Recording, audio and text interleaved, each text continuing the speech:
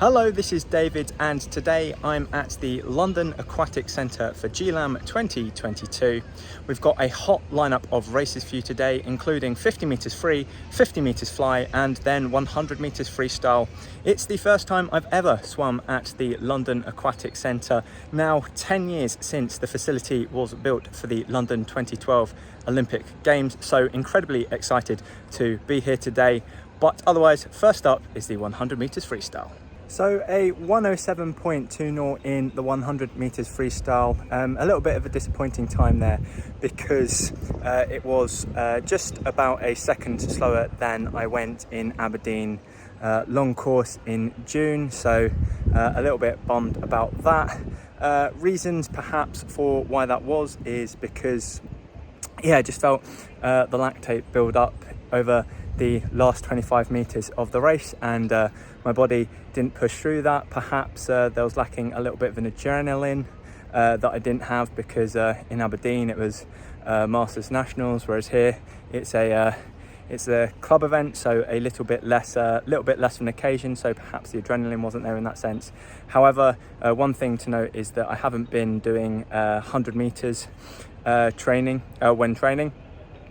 Focusing more on doing 25s and 50s in order to try and build up the maximum speed, as opposed to training through that anaerobic endurance, so getting through that lactate portion of the race, which is probably where I've lost the majority of my time in that race. So I think that's a bit of a key in the now 7 weeks building up to short course Masters Nationals in Swim England, is to get some lactate threshold training in there, so that come the 100 metres freestyle I'm all good. However, other than that, I felt relatively comfortable throughout the race. I thought I went out quickly, and maybe I just got a little bit too I didn't push hard enough, because I thought I was just doing well as I was swimming, so didn't really push through the lactate as much as I possibly could have done.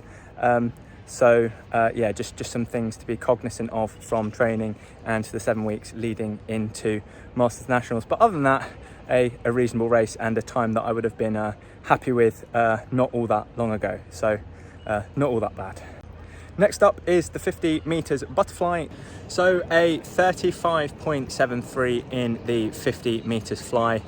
A little bit disappointed with that one, because normally I go 34 point for a 50 metre fly. However, that's the first time I think I've swum a 50 metre fly long course, and therefore probably sets a benchmark as to that, and just goes to show the difference between how times can change from short course to long course swimming.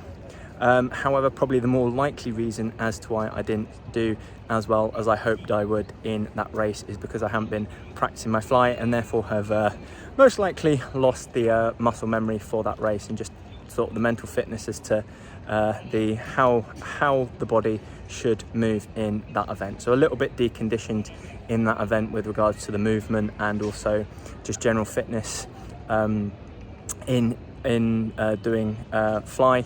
However, a reasonable time, so looks like it's all down to the 50 metres freestyle. And it was a 30.84 in the 50 metres freestyle, so 0.83 seconds slower than what I went in Aberdeen, which again a little bit frustrating on that side of things. However, potentially a reason as to that is because I think things caught up with me as I started to get to the 50 metres freestyle, not feeling all that energetic, a little bit fatigued, and so I have been training a bit harder than I have been prior to Aberdeen, and I was hoping that would get me some better results today and in the build up to Nationals, and that might still do coming up to Nationals. However, I think for today, given that I hadn't factored in any rest, so I think I've done at least 6 days training on the trot prior to this, and didn't take a day off going in. So I think that has something to do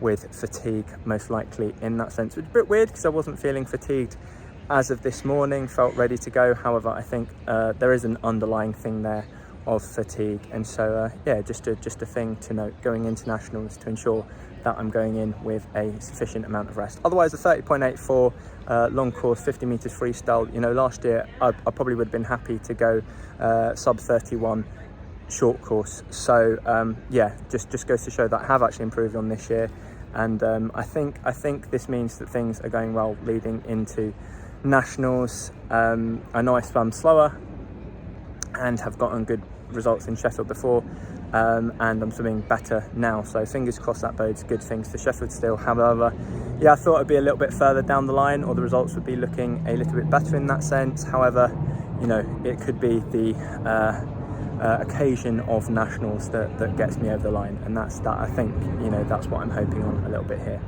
Otherwise, it's been a really fun event here, and just some things to go away to think about in order to improve results further down the line. I think nutrition, I didn't come in with a nutrition plan today like I would normally do, and that's because I was London and wasn't sleeping at home last night, which I think throws me off a little bit. I don't have a plan in place for that, so I think that is one thing I need to prepare for in future with nutrition, to ensure that you know, I keep my carbohydrate stores topped up for each and every race. A bit of rest as well, throwing a bit of rest in there prior to the event is naturally a good thing, and you know, maybe I got a little bit confident and cocky there in thinking that I could just continue on and get good results today without any rest in the build up to it. But otherwise, no, a really fun event, and lots of learning points to come to it, and absolutely fantastic to swim in the London Aquatic Centre for the first time. So if nothing, that's been an absolute result, being able to do that today. And yeah, otherwise I will see you next time.